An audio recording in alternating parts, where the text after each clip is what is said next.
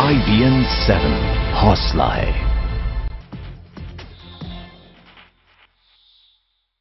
8 बजे में आपका स्वागत है। मैं हूं आकाश सोनी। नए साल के पहले दिन केंद्र सरकार ने बड़ा ऐलान किया है। 65 साल पुराने योजना आयोग की जगह नीति आयोग के गठन का ऐलान कर दिया है। नीति यानी एक तो पॉलिसी, हिंदी में नीति पॉलिसी, लेकिन साथ ही साथ इसका फुल फॉर्म भी बनाया गया है जो बताता है कि यह आयोग क्यों बनाया गया है। National institution for transforming India. यह आयोग सरकार के थिंक टैंक के रूप में काम करेगा जो केंद्र सरकार और राज्य सरकार की नीतियां बनाने में उसको सलाह देगा। नीति आयोग के अध्यक्ष खुद प्रधानमंत्री होंगे। उपाध्यक्ष और सीईओ का चयन वो खुद करेंगे। लेकिन क्या सिर्फ नाम बदला है या फिर एक मूलभूत बदलाव है जो भारत को बहुत तेजी से आगे ले जा सकता है? इस पर बात करने के लिए हमारे खास मेहमान हमारे साथ जुड़ चुके हैं, लेकिन पहले देखते हैं ये रिपोर्ट।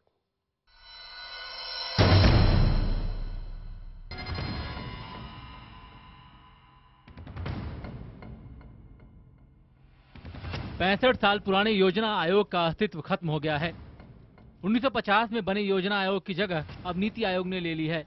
केंद्र सरकार के मुताबिक बदलते माहौल और बदलती जरूरतों के इस दौर में एक ऐसे संस्थान की जरूरत है जो थिंक टैंक के रूप में काम करे, देश की तरक्की और बेहतरी के लिए रणनीतिक और तकनीकी सुझाव दे। इससे पहले योजना आयोग में राज्य सरकारों की कोई भूमिका नहीं होती थी, लेकिन संघीय ढांचे को मजबूत करते हुए नीति आयोग में सभी राज्यों और केंद्र शासित प्रदेशों की भागीदारी सुनिश्चित की जाएगी। सरकार के मुताबिक नीति आयोग का मकसद प्रधानमंत्री और मुख्यमंत्रियों के लिए राष्ट्रीय एजेंडा तैयार करना है। पीएम मोदी ने ट्वीट किया है कि नीति आयोग का ऐलान करते हुए खुशी हो रही है। आने वाले दिनों में देश की तरक्की में ये आयोग अहम भूमिका निभाएगा। राज्यों के मुख्यमंत्रियों और तमाम जानकारों से विचार विमर्श के बाद नीति आयोग का गठन किया गया है। सबसे बड़ा बदलाव ये आया है कि इसमें सभी राज्यों के सीएम और केंद्र शासित प्रदेशों के उपराज्यपाल शामिल होंगे। ये हमारे संघीय ढांचे को और मजबूत करेगा। पहले प्लानिंग कमीशन का नाम योजना आयोग था, अब वो नीति आयोग बनेगा ऐसा कहा जा रहा है। नीति का अर्थ पॉलिसी है। पॉलिसी में मदद करना, वह भी फेडरल स्ट्रक्चर को ध्यान में रखते हुए, सभी राज्यों को एक साथ लेते हुए टीम इंडिया की तरह काम करना, यही इस सरकार का उद्देश्य है। प्रधानमंत्री ही नीति आयोग के अध्यक्ष होंगे। उपाध्यक्ष का चयन भी पीएम ही करेंगे। नीति आयोग में कुछ स्थायी सदस्य होंगे जबकि अधिकतम 2 अस्थायी सदस्य भी होंगे। आयोग में 4 कैबिनेट मंत्रियों को जगह दी जाएगी। आयोग का एक सीईओ यानी चीफ एग्जीक्यूटिव ऑफिसर भी होगा। गवर्निंग काउंसिल में सभी राज्यों के सीएम शामिल होंगे। साथ ही कई राज्यों को मिलाकर रीजनल काउंसिल भी बनाई जाएगी। हालांकि विपक्ष ने नीति आयोग के गठन पर सवाल उठाते हुए इसकी कड़ी आलोचना की है। The Planning Commission used to be the arbiter between the center and the states. It used to be a fair arbiter, and to run the country from the North Block, from the Finance Ministry, which has a very short-term view of everything, is extremely pernicious and dangerous for this country. देश का जो federal structure है उसे unipolar बनाना चाहते हैं। इनके सारे काम का प्रयास जो देख रहा हूं वो ये है। नाम बदलने से कुछ नहीं बदलता, लेकिन ये नीति आयोग का नीति क्या है ये जब तक नहीं जानेंगे ये पता नहीं चलेगा। प्रधानमंत्री नरेंद्र मोदी ने 15 अगस्त को लाल किले से ऐलान किया था कि योजना आयोग की जगह नई संस्था बनाई जाएगी। इस मुद्दे पर दिसंबर में सभी राज्यों के मुख्यमंत्रियों से बातचीत की गई और 29 नवंबर को केंद्र सरकार ने नीति आयोग को अमली जामा पहना दिया। इस संबंध में जारी प्रस्ताव में महात्मा गांधी के हवाले से कहा गया है कि सतत विकास जीवन का नियम है। आजादी के बाद के भारत और वर्तमान भारत में जमीन आसमान का फर्क आ गया है और इसी फर्क को समझते हुए उसे दूर करने के लिए नए योजना आयोग के स्वरूप को तैयार किया गया है। लेकिन सरकार के लिए बड़ी चुनौती अपने राजनीतिक विरोधियों की आपत्तियों को दूर करना होगा। विक्रांत यादव, दिल्ली, IBN 7।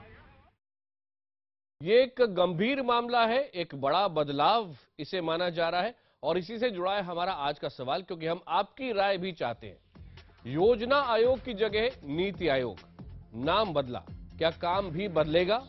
इस सवाल पर आपकी राय हमें SMS के जरिए आप भेज सकते हैं। अगर आपका जवाब है हाँ तो टाइप कीजिए IBN 7Y, और अगर आपको लगता है कि नहीं तो टाइप कीजिए IBN 7 स्पेस N और SMS कीजिए 51818 पर।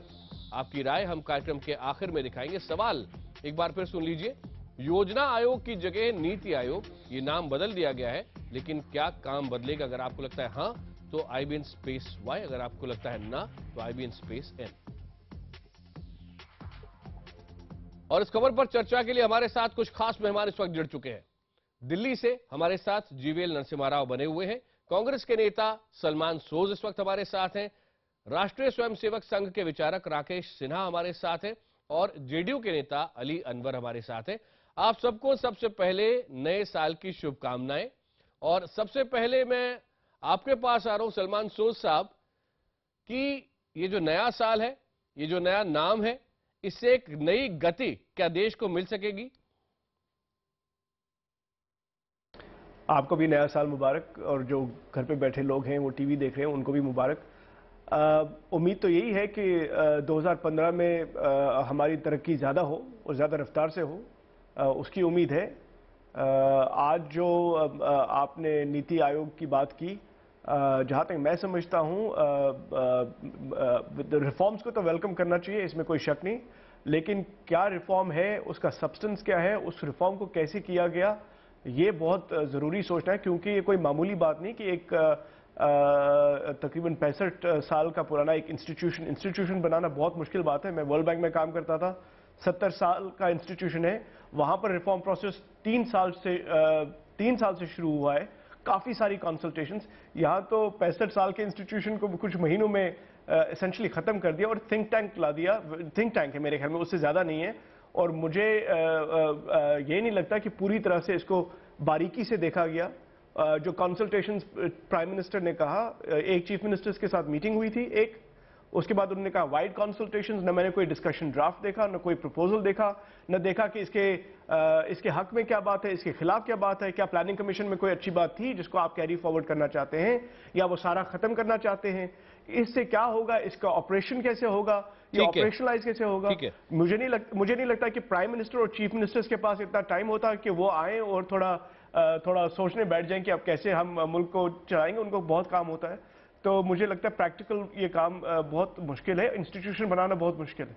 सलमान जी, आपने बहुत महत्वपूर्ण बातें सामने रखी हैं, और इसलिए पहले मैं अभी जाना चाह रहा हूं राकेश सिन्हा जी के पास। वो इसलिए क्योंकि राकेश सिन्हा जी, जितना मुझे समझ में आया है कि ये कैसे बनेगा, कैसे आगे बढ़ेगा, इसकी प्रक्रिया में भी आप साथ रहे, लेकिन थोड़ा शायद पूरा देश भी समझना चाहेगा इस बात को। अगर मैं ऐसे कहूं तो क्या ये सही होगा कि प्रधानमंत्री का एक विजन है, उनकी सोच है कि जब मैं चीफ मिनिस्टर था गुजरात का, मैंने बहुत सारी चीजें खुद देखी, कुछ बदलाव मैं चाहता हूं, एक बात। दूसरी, सोनिया गांधी जो नेशनल एडवाइजरी काउंसिल लेकर आई थी, उसका एक रोल था। इन दोनों को चीजों को जोड़ दिया जाए अगर प्लानिंग कमीशन के साथ, तो क्या नीति आयोग बनता है? देखिए, आपने जो दोनों बातें कही, वो दोनों बातों का में दम है, लेकिन एक बात मैं बताना चाहता हूं जी, कि जब प्रधानमंत्री ने घोषणा की योजना आयोग को समाप्त कर रहे हैं और नई संस्था बना रहे हैं, तो प्रधानमंत्री ने वैक्यूम में घोषणा नहीं की। यूपीए सरकार पिछले 10 साल से योजना आयोग में सुधार की प्रयास कर रही थी, समितियां बनाई गई, इस पर बहुत डिबेट हुआ, लेकिन सुधर नहीं पा रहा था। 9वीं पंचवर्षीय योजना के बाद से योजना आयोग एक मृत प्राय संगठन की तरह बन गया था, जिसका एकमात्र कार्य था राज्यों के बीच फाइनेंशियल एलोकेशन। और elected chief minister Montek Singh Ahluwalia हो या कोई और डिप्टी चेयरमैन हो, उनके सामने एक बुके लेकर जाते थे और गिड़गिड़ाते हुए अपने राज्य के लिए धन मांगते थे। यह बहुत ही अच्छी स्थिति संघीय प्रणाली के लिए नहीं थी। ठीक है। और योजना आयोग का मूल नीति आयोग में ऐसी क्या चीजें हैं जो प्लानिंग कमीशन में नहीं थी? हाँ जी, देखिए, प्लानिंग कमीशन तब बना था जब सिर्फ राज्य के सेक्टर, यानी कि जो राज्य का धन था, वही विकास का मूल स्रोत था। आज राज्य के स्टेट सेक्टर के साथ साथ प्राइवेट सेक्टर की भूमिका बढ़ी है। तो वो अनप्लान्ड वे में विकास के कार्य में लगे हुए थे, अनप्लान्ड वे में सिर्फ अपना विकास कर रहे थे। आज नीति आयोग के दायरे में उन्हें भी रखा जाएगा और विकास के कार्य में उनकी सहभागिता हो। FDI आ रहा है, निजी सेक्टर का विकास हो रहा है। तीनों के आधार पर राज्य का होलिस्टिक विकास कैसे हो। एक दूसरी सबसे महत्वपूर्ण बात है कि ट्रांसफॉर्मेशन इंडिया को कैसे बदला जाए, इसमें नीतिगत सलाह हो। जो आपने कहा नेशनल एडवाइजरी काउंसिल था, कुछ हद तक वो अच्छा काम कर रहा था, कुछ नीतियों को सलाह दिया जा रहा था, भले वो एक एक्स्ट्रा कॉन्स्टिट्यूशनल बॉडी के रूप में काम कर रहा था। आज वो एक्स्ट्रा कॉन्स्टिट्यूशनल बॉडी नहीं रहकर एक कॉन्स्टिट्यूशनल बॉडी के रूप में कोई संस्था यदि काम करती है तो उसका स्वागत किया जाना चाहिए। एक बात जो मुझे आपत्ति है कांग्रेस से, यदि प्रधानमंत्री ने घोषणा की इस आयोग को समाप्त किया जाए तो विपक्ष का भी काम था इस पर 2-4 सेमिनार करे, उसके अच्छाई बुराई की बात करें। क्योंकि योजना आयोग नीति आयोग किसी एक सरकार या पार्टी की संस्था नहीं बनी। हमने एक सेमिनार किया था, उसमें 50 लोग आए थे जो देश के विभिन्न भागों में योजना से जुड़े हुए थे। इसमें किसी ने भी आपत्ति नहीं जताई कि प्रधानमंत्री ने जो योजना आयोग को समाप्त करने की बात कही है वो गलत है। सबने कहा कि योजना आयोग का नया स्वरूप आना चाहिए, नई परिवेश में नई नीतियों के साथ, नए दृष्टिकोण के साथ संस्था का निर्माण होना चाहिए। ठीक है, जेडीयू के नेता अली अनवर भी हमारे साथ हैं। अली अनवर साहब, आपको आपत्ति क्या है? National institution for transforming India, पुराना सिस्टम चेंज हो गया, नया सिस्टम लाना चाहते हैं, भारत को तेजी से प्रगति के पथ पर आगे ले जाना चाहते हैं, प्रधानमंत्री कह रहे हैं, क्यों जेडीयू साथ नहीं आ रही? सोनी साहब, देखिए, ये जो सरकार है मोदी जी की, वो एलपीजी की सरकार है। Liberalisation, globalisation, privatisation. Rakesh ji ने अपनी बात रखते हुए संकेत दिया है, तो उन्हीं नीतियों को और तेजी से, जो इनकी आर्थिक नीतियां हैं, सब्सिडी खत्म करेंगे, किसानों को वादा करेंगे कि 1.5 गुना से ज्यादा लाभप्रद कीमत मिलेगा, वो नहीं। अली अनवर साहब, अभी तो ये फ्रेमवर्क बन रहा है ना, ये तो सिस्टम बन रहा है, ढांचा बन रहा है। आप उनकी नीयत पे संदेह कर रहे हैं, ढांचा बनाने में तो साथ आइए। वही हम कह रहे हैं, संकेत कह रहे हैं कि राज्यों को कॉन्फिडेंस में लेंगे। सोनी साहब, एक बात, राज्यों को कॉन्फिडेंस में लेंगे, ये कह रहे हैं कि राज्यों को कॉन्फिडेंस में लेंगे। लेकिन ये आप पूछिए कि इन्होंने जो सभी एमपीज को आदर्श ग्राम एक गोद लेने की योजना शुरू की, ये किससे विचार विमर्श किया इन्होंने? का किसी एमपी से किया, किसी राज्य सरकार से किया, अपने बना करके लागू कर दिया? तो इनकी यही नीति है, नीति में ही इनकी अनीति छिपी हुई है, उसमें ही खोट है। ठीक है, तो बीजेपी अपनी जो दोस्तपूर्ण चीज है हमारे साथ है, ये तेजी से लागू करेंगे। सलमान सोज भी एक बात कह रहे थे नरसिम्हा राव साहब की, बहुत जल्दबाजी में आप एक पूरा इंस्टीट्यूशन बनाने की कोशिश कर रहे हैं, और अभी अभी आपने अली अनवर साहब को भी सुना, आपका जवाब?